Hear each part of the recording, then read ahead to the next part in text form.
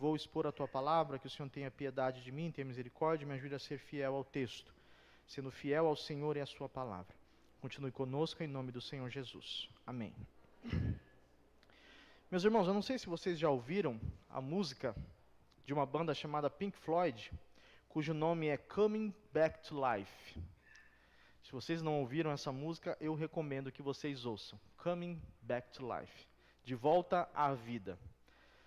A tradução dessa música é muito bonita e logo no início da música, o compositor ele vai falar a respeito da ausência de um suposto, entre aspas, você, durante um período de dor e sofrimento, sugerindo nessa letra a sensação de abandono.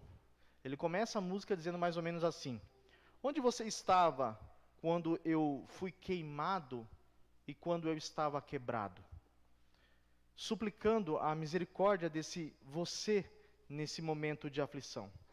E eu pergunto para todos nós aqui essa noite, você já teve essa sensação de, ao passar por um momento de extrema aflição, clamar a Deus e acreditar que Ele não está te ouvindo?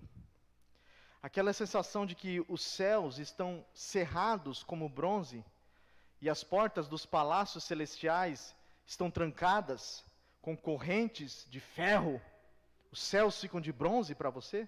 Você já teve essa sensação?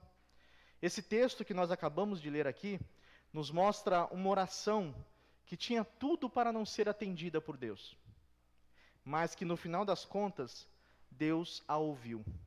Nós vamos nos debruçar aqui, diante dessa súplica, desse cântico de Jonas, e tentar entender um pouquinho por que foi que Deus atendeu a oração de Jonas, mesmo quando ele havia feito tudo de errado.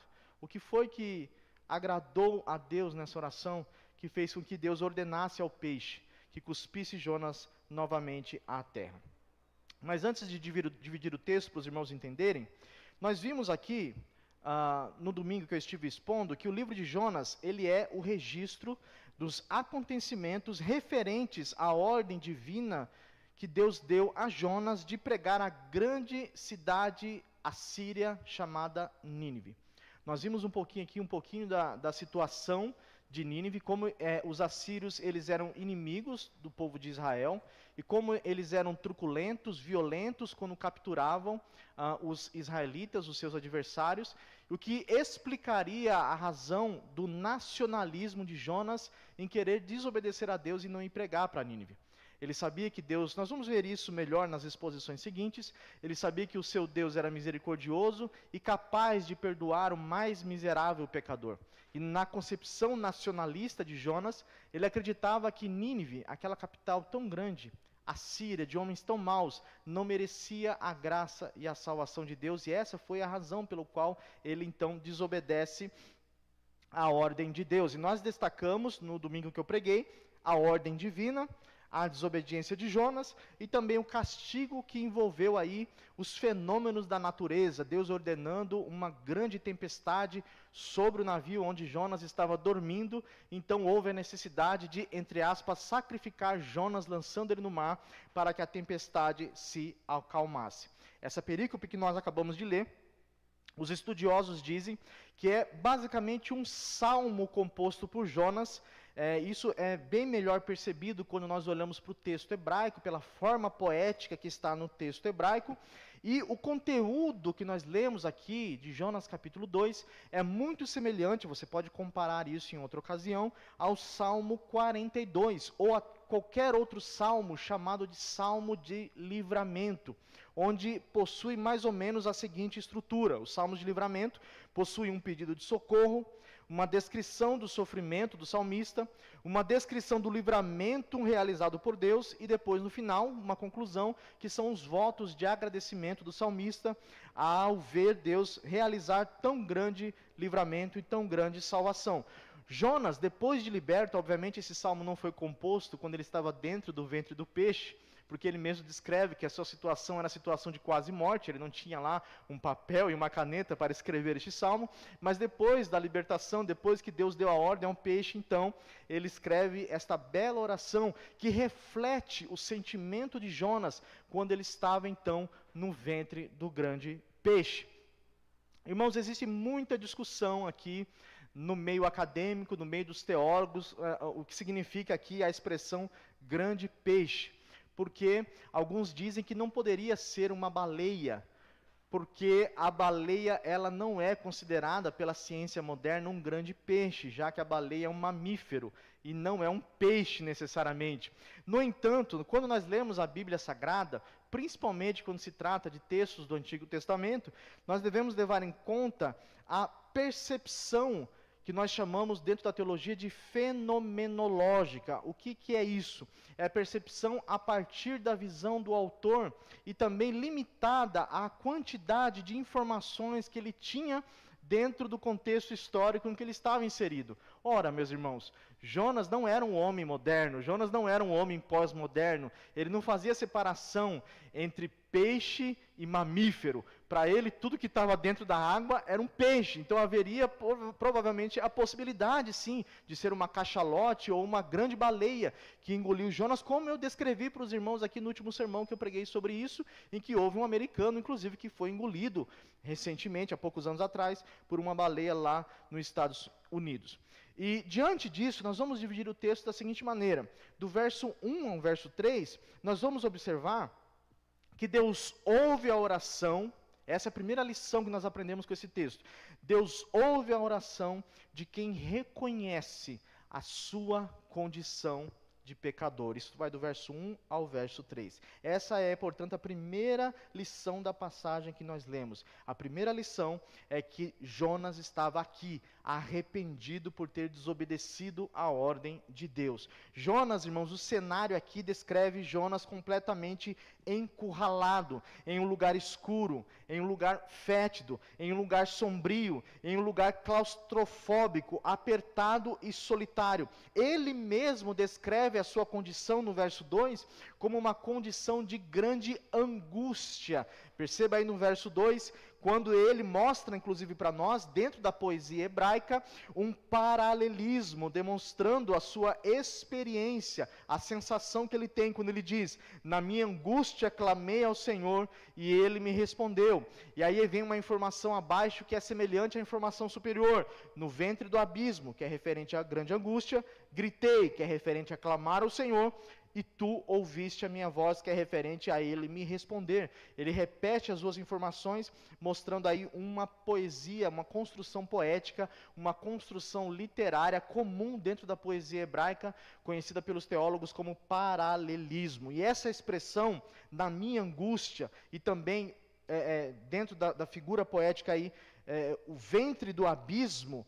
A palavra abismo aí é a palavra hebraica Sheol. Algumas traduções, talvez a sua tradução esteja como inferno aí, indica que Jonas estava reconhecendo que ele estava em uma condição completamente lamentável, de miséria e de completo desespero. Alguns teólogos, ao olharem para essa passagem aqui, e isso é bastante interessante, chegam mesmo a pensar que Jonas veio a de fato morrer.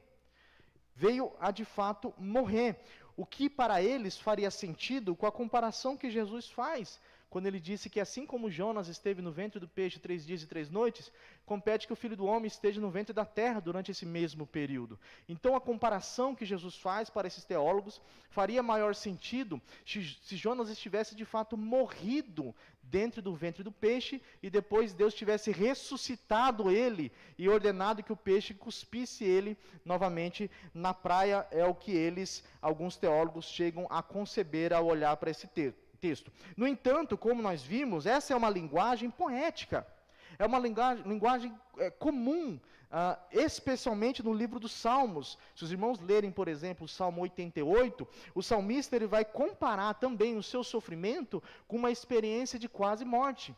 Ele vai dizer que ele morreu basicamente diante dos sofrimentos que vieram sobre ele.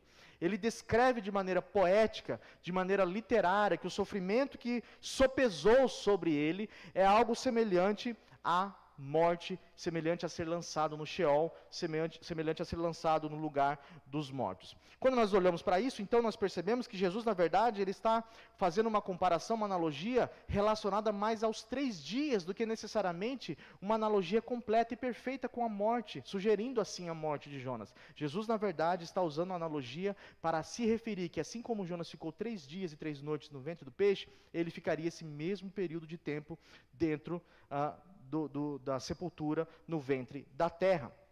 Na verdade, então, nós aprendemos que isso se trata de um reconhecimento de Jonas aqui, que não lhe restava nada.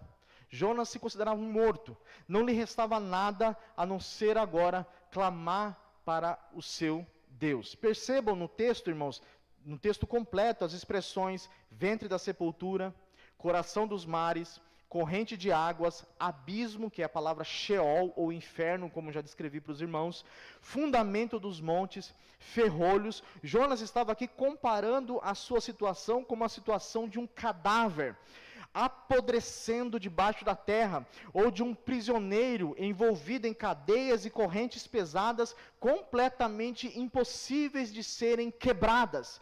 Não havia solução para Jonas dentro da percepção que ele se encontrava e se entendia. E diante desse cenário, nós não podemos nos esquecer de destacar aqui que Jonas estava lá não como uma situação probatória, não como se Deus estivesse provando Jonas. Muito pelo contrário, ele estava no ventre do peixe justamente por causa do seu orgulho e por causa da sua desobediência. Essa experiência de quase morte, essa experiência descrevida por Jonas como se estivesse no abismo, no inferno, preso em cadeias, sem solução, sem uma esperança, era resultado, portanto,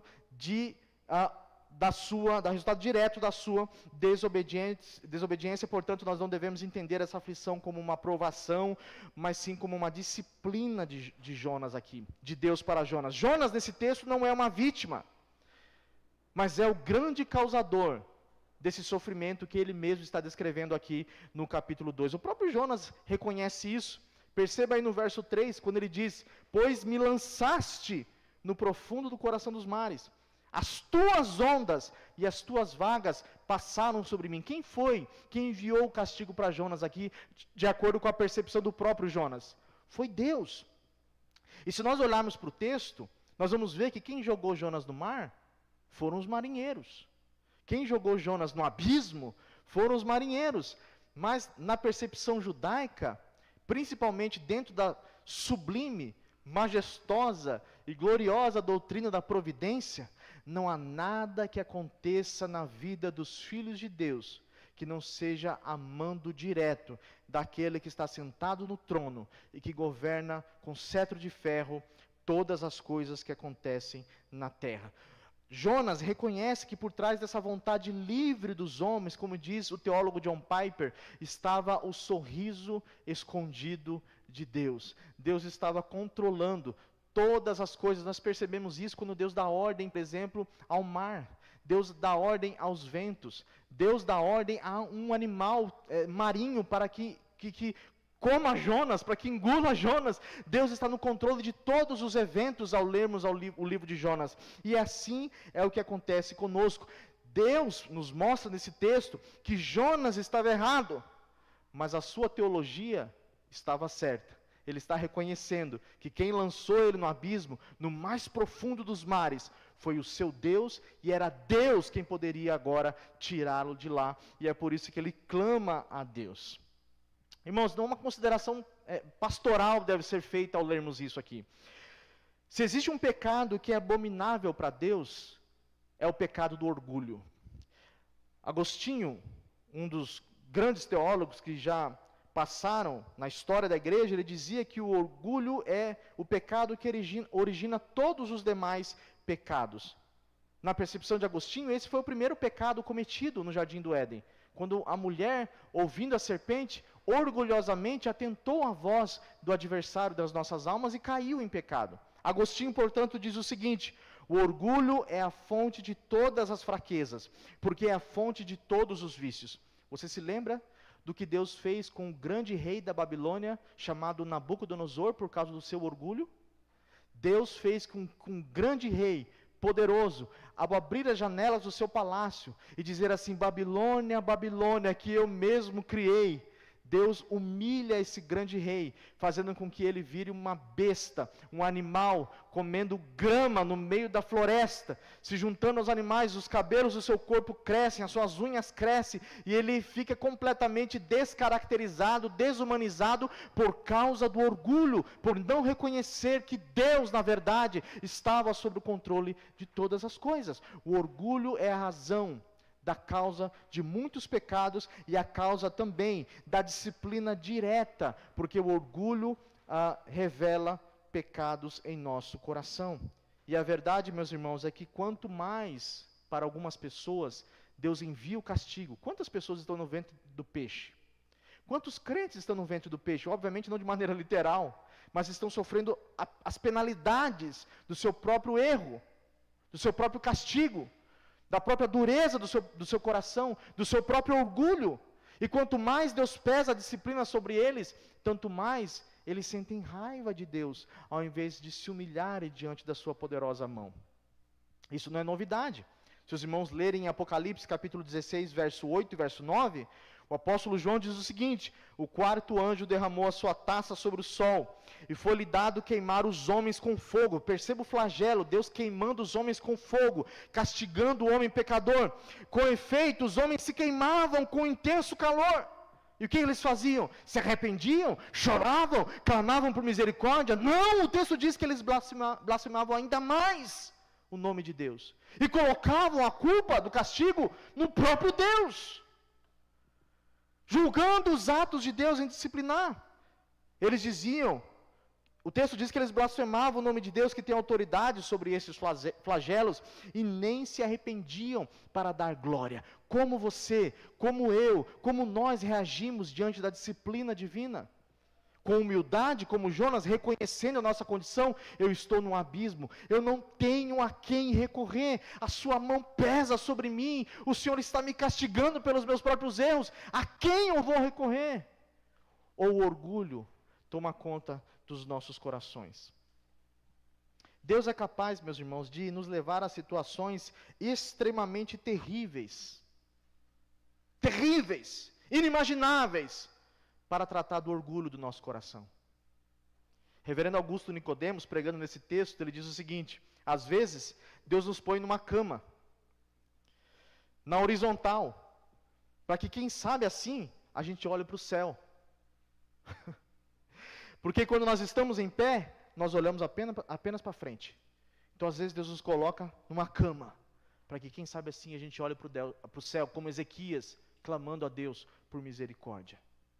Eu já disse para os irmãos que Deus é um marido muito aficcioso, que nos leva a circunstâncias extremamente extremas, para nos colocar no lugar que Ele quer.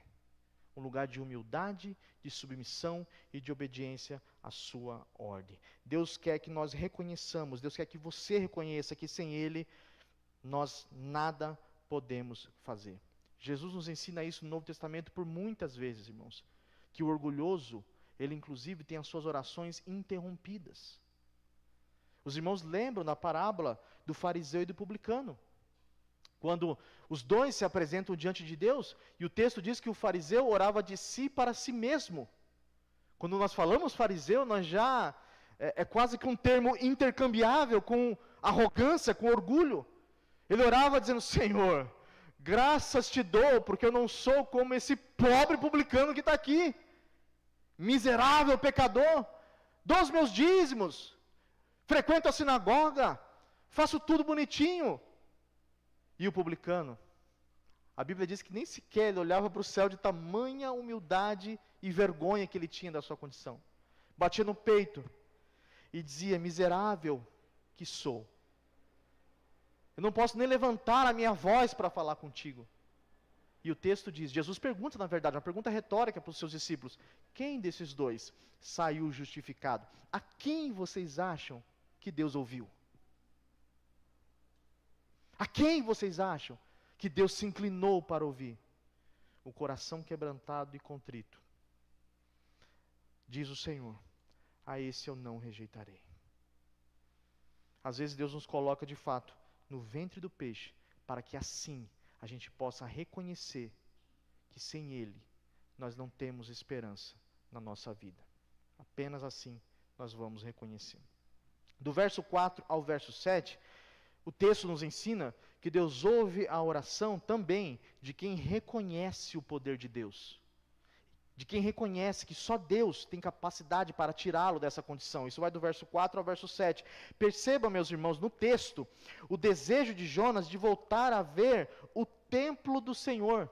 Isso aparece no verso 4 e aparece também no verso 7. Ele gostaria de voltar à casa de Deus, onde todo judeu, como nós aprendemos aqui na quinta-feira, periodicamente ia oferecer os seus sacrifícios, ia oferecer o seu culto, ia oferecer adoração a Deus. Ele também diz no verso 9 que ele tem o desejo de voltar a oferecer sacrifícios a Deus.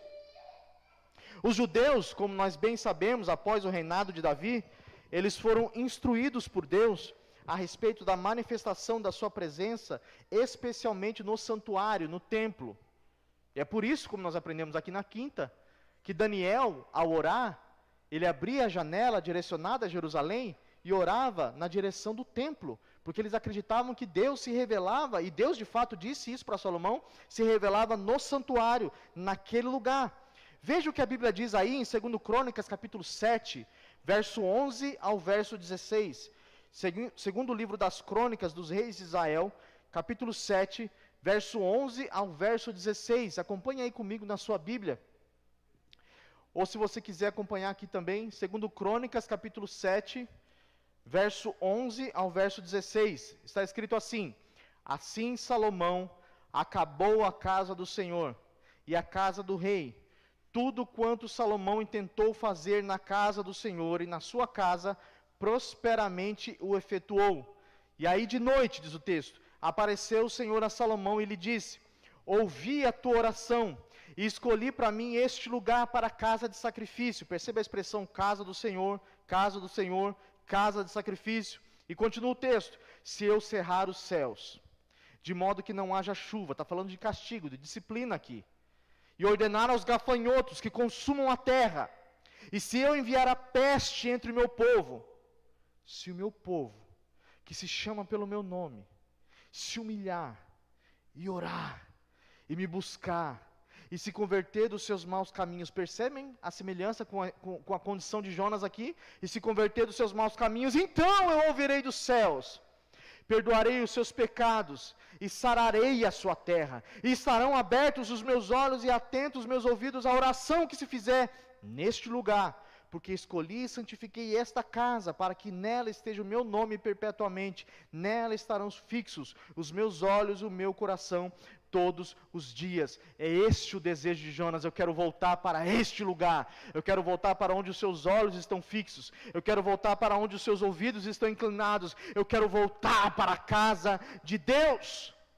Há muitos salmos, inclusive, salmos denominados de salmos de lamentação, que foram escritos porque os salmistas se autoconsideravam exilados. O que era o exílio na percepção do salmista? Distanciamento das terras de Israel e distanciamento do templo, da casa de Deus. Por isso, Jonas quer voltar para onde? Para o templo, para onde Deus estava. Ele sabia que de lá, dentro do escopo histórico redentor que nós estamos avaliando, emanava a misericórdia, a graça de Deus. Deus ouvia a oração feita naquele lugar. Buscar o templo, de certa forma, era buscar a manifestação do poder de Deus. Por isso, a conclusão no verso 9, ele vai dizer: do Senhor vem a salvação. Essa expressão, do Senhor vem a salvação, é um reconhecimento do poder de Deus para livrá-lo da condição em que ele estava. E não somente isso, quando Jonas está clamando, do Senhor vem a salvação, ele está reconhecendo, meus irmãos, que a salvação agora não pertence apenas aos judeus. Lembram que Jonas não queria pregar aos ninivitas? Agora ele está dizendo: ao Senhor pertence a salvação, Ele tem poder, é dele que emana o poder, de salvar a mim na condição de morto, mas também de salvar aos ninivitas na condição de pecadores. Ao Senhor, apenas do Senhor, vem a salvação. Ele sabia que Deus foi aquele que levou ele para aquela condição e era o único que poderia tirá-lo de lá. Jesus nos ensinou a respeito disso, irmãos. Que nós não devemos esperar nada do homem. Nós não devemos, na verdade, nem temer o homem, porque todo poder pertence ao Deus de Israel. Jesus diz em Mateus 10:28, não temam aquele que pode matar o corpo de vocês, mas não tem poder para matar a alma. Antes, vocês devem temer aquele que pode destruir no inferno, tanto a alma de vocês, como o corpo. É esse que vocês devem temer. É este Deus que lança vocês dentro do ventre do peixe, porque Ele é o único que pode tirar vocês de lá. Deus tem o poder para ferir, mas Ele também tem o poder para curar. E é Ele quem nós devemos buscar em dia de aflição. Oséias, capítulo 6, verso 1, verso 2, diz o seguinte: vinde e tornemos para o Senhor, porque Ele nos despedaçou e é Ele que nos sarará. Foi Ele quem fez a ferida, mas é Ele quem vai ligar. E depois de 2 dias nos revigorará, e no terceiro dia nos levantará, e nós viveremos diante dele. Ele tem poder para ferir, mas Ele também tem poder para curar.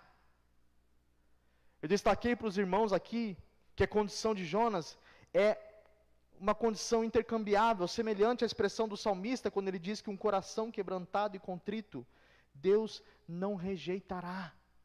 É um coração que está reconhecendo: Senhor, eu estou aqui porque o Senhor me colocou nessa situação. Mas eu também reconheço que o mesmo Deus que me colocou aqui, é o Deus que tem poder para me tirar daqui. Qual é a aplicação que nós aprendemos nesse segundo ponto? Primeiro, por que você está buscando solução em quem não pode fazer absolutamente nada por você? Não há salvação no dinheiro. Não há salvação no casamento, não há salvação no sucesso profissional, não há salvação na fama, não há salvação nas amizades, não há salvação na beleza, não há salvação no sexo, não há salvação nos prazeres, não há salvação nas drogas ou na qualquer outra coisa dessa natureza. Correr atrás de salvação nessas coisas transitórias e passageiras, é como diz o poeta, é correr atrás do vento.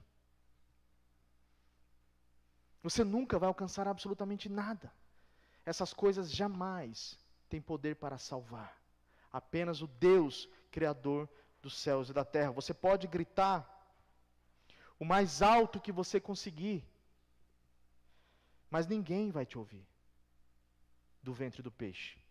Apenas Deus, apenas o Deus que te colocou nessa situação, pode ouvir o seu clamor e a sua súplica. Você entende? Nada nesse mundo pode tirar o homem da condição em que ele está, a não ser o Deus que cerrou a todos, como diz o apóstolo Paulo aos Romanos, debaixo da desobediência. Todas as instituições estão completamente surdas para tratar das misérias em que o homem, em que o ser humano se envolveu. Por que nós estamos perdendo tempo com coisas dessa natureza? Por que não conseguimos amar, ouvir a voz de Deus? Por que nós ouvimos tanto as coisas deste mundo? Por que perdemos tanto tempo com as instruções, com as orientações diabólicas que o mundo está nos oferecendo, como se ele pudesse nos prometer alguma coisa cumprível ou real?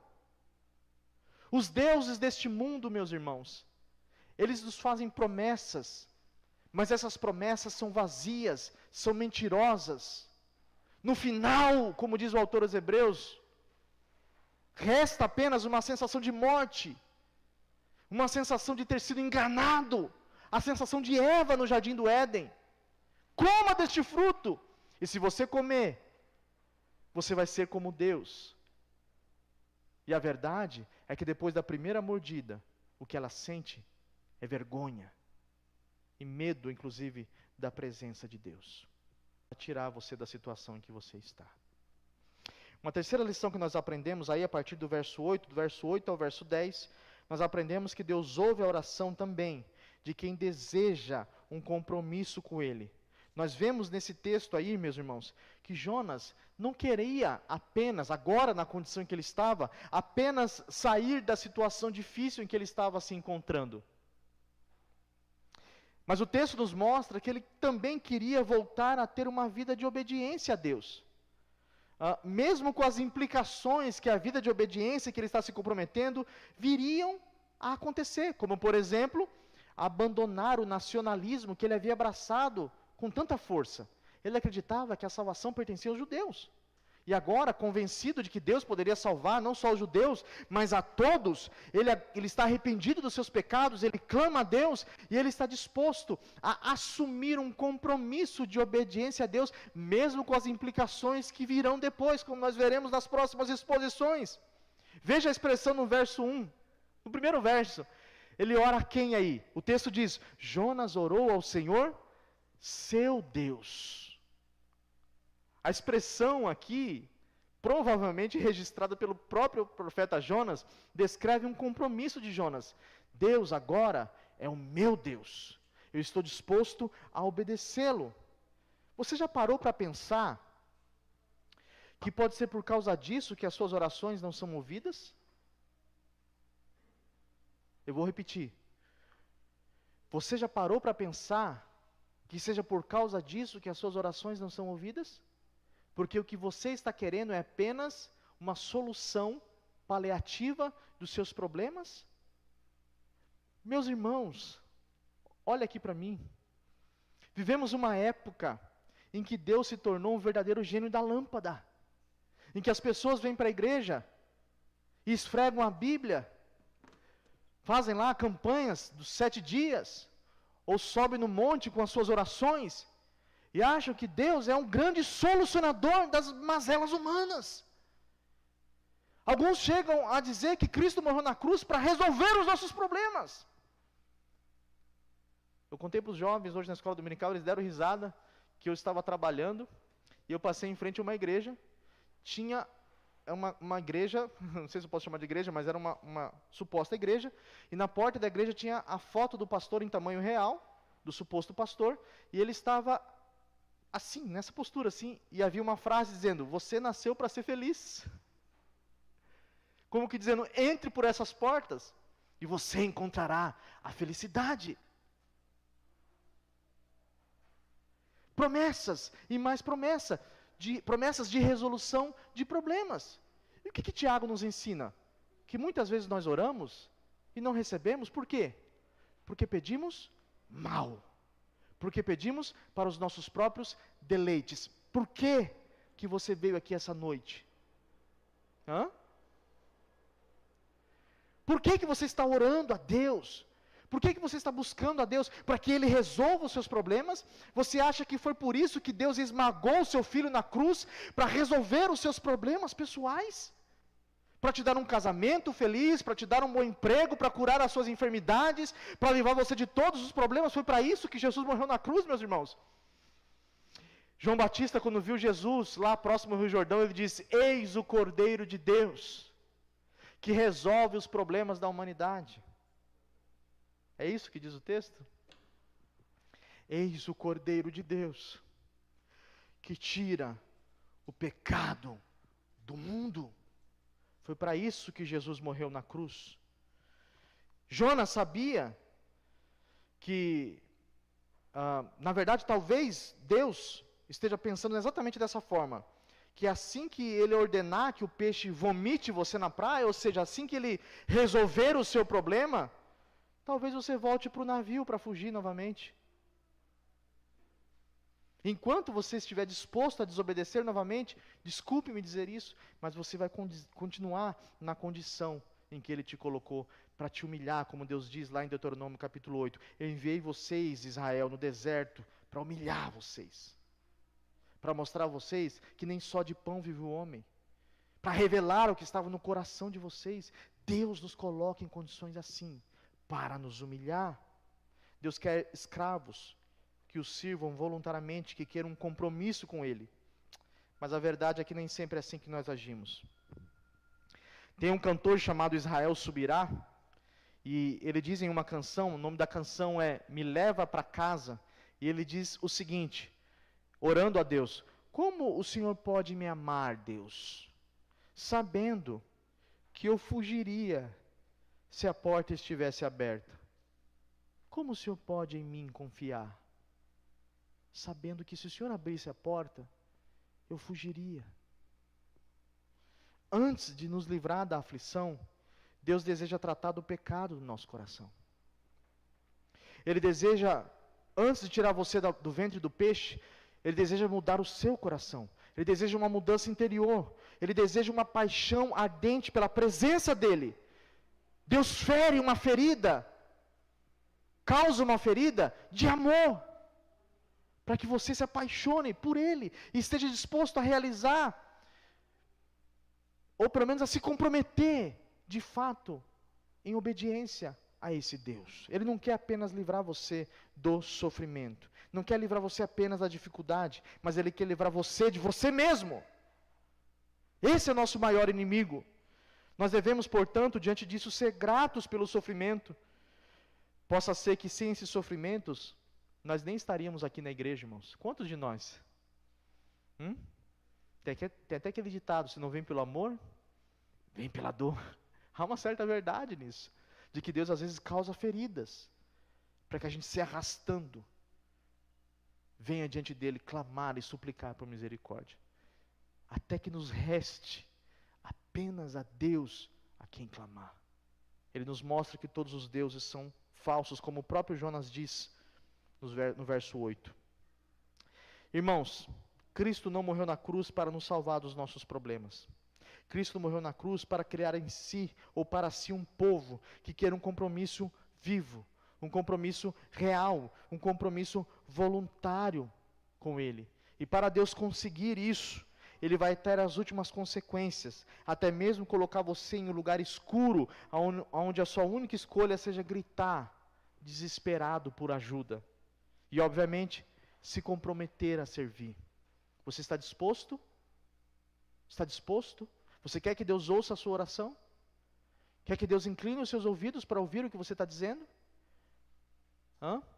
Isaías diz o seguinte: os meus ouvidos, diz o Senhor, não estão agravados para que não possa ouvir, nem as minhas mãos encolhidas para que não possa salvar, mas os vossos pecados, são os vossos pecados que fazem separação entre mim e vocês, para que eu não vos ouça. Deus não nos atende, porque nós não estamos dispostos a viver uma vida de obediência. Queremos apenas a bênção e não o abençoador. E se Deus te tirasse tudo? Se Deus tirasse a sua saúde, se Deus tirasse o seu emprego, tirasse o seu cônjuge, se Deus tirasse os aplausos, o salário no fim do mês, você fugiria se a porta estivesse aberta? Você correria? Você clamaria aos deuses desse mundo? Ou você clamaria ao único que pode ouvir a sua oração? Mas percebam, irmãos, eu me esforcei aqui para mostrar para os irmãos as razões pelo qual Deus ouviu a oração de Jonas. Mas eu não sou pretensioso de colocar uma interpretação no texto que o próprio Jesus não colocou. O próprio Jesus fez a interpretação dessa passagem aqui, quando ele disse: assim como Jonas ficou 3 dias e 3 noites no ventre do peixe, assim importa que o Filho do Homem fique 3 dias e 3 noites no ventre da terra. E como eu falei no sermão anterior, o próprio Jesus é que interpreta o livro do profeta Jonas. Jesus não se compara a Jonas, como eu expliquei para os irmãos, no sentido completo da analogia. Afinal de contas, Jonas está no ventre do peixe por causa da desobediência. Jesus foi parar o ventre da terra justamente o contrário, por causa da sua obediência. Ele era completamente inocente e sem pecado. Jesus toma apenas uma parte da história, na qual as duas narrativas se chocam, isto é, 3 dias nas profundezas. Assim como Jonas, Jesus foi, por Deus, tirado do coração da morte e trazido à vida novamente. E hoje, se nós estamos aqui, se nós podemos celebrar, fazer parte desta aliança, ser beneficiário de tantas bênçãos celestiais, como nós temos ouvido na exposição da carta de Paulo aos Efésios, foi porque Jesus passou pelas aflições da morte. Foi porque Jesus suportou a solidão da sepultura para nos garantir a vida eterna. O próprio Jesus disse isso. Está aqui, diante de vocês, alguém que é maior do que Jonas. Isso está em Mateus capítulo 12, verso 41. Você pode adorar a Deus por esta grande verdade? Está aqui alguém que é muito maior do que Jonas, que foi levantado da sepultura, foi levantado aos céus, está sentado à destra de Deus Pai, e no último dia, todo joelho, diz o apóstolo Paulo aos Filipenses, se dobrará, e toda língua confessará que Jesus Cristo é o Senhor, para a glória de Deus o Pai. Está aqui alguém que é maior do que Jonas. E quais são as aplicações, eu encerro com isso, que nós fazemos desse texto aqui? Primeiro, chegou a hora de nós aprendermos a orar de verdade. E como nós oramos de verdade? Primeiro, nós devemos reconhecer a nossa condição de miseráveis, dependentes de Deus. Nós somos completamente dependentes de Deus. Nós devemos reconhecer que apenas Deus tem poder para nos livrar da condição na qual nós nos encontramos. E também nós devemos orar, nos comprometendo à obediência voluntária e amorosa ao Senhor. Como diz o reverendo Augusto Nicodemos, é no ventre do peixe que nascem as orações mais cruciais da história. É no ventre do peixe que nascem as orações mais cruciais da história. Como está a sua vida de oração? Como está a sua vida de oração? A verdade é que nós estamos esperando os feitos de Deus na nossa vida, mas nós não estamos dispostos a clamar a Ele com sinceridade de coração, como Jonas está clamando aqui. Esse anti-herói que nós estamos expondo aqui cometeu muitos erros, mas há um acerto no capítulo 2, que é de reconhecer a sua condição e suplicar ao Senhor, seu Deus. Nós devemos aprender também com essa passagem que nós não devemos orar apenas para Deus resolver os nossos problemas. Nós podemos orar para Deus resolver os nossos problemas. Há, inclusive, uma postura de muitos irmãos que falam assim, quando chegam diante da presença de Deus: Deus, hoje eu não quero pedir, eu quero apenas agradecer, eu quero apenas adorar, eu não quero pedir. Eu sei que existe certa sinceridade nessa fala, mas Jesus nos ensinou a pedir. Ele disse: pedi e dar-se-vos-á, batei e abrir-se-vos-á. Aquele que pede, recebe, e aquele que bate, abre-se a porta para ele. Jesus nos ensinou na oração do Pai Nosso a pedir: dá-nos o pão nosso de cada dia. A verdadeira humildade está em chegar diante de Deus com o rosto no pó e dizer: Deus, toda boa dádiva,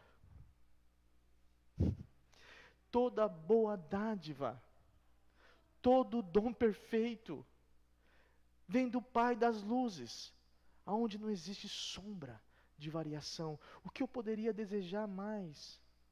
O que eu poderia desejar mais que não venha das tuas doces mãos, Senhor? Peça, porque Deus tem poder para te dar. Mas não só peça para Ele te dar. Peça para que Ele capacite você a obedecer às ordens dEle. Porque vale mais para Deus um crente que não tem absolutamente nada, mas obedece a sua ordem, do que um crente cheio de bênçãos, mas que é desobediente à ordem de Deus, como foi Jonas aqui. Que Deus nos abençoe a aprendermos a ter uma vida de oração e orarmos de verdade diante da sua presença. Amém, meus irmãos.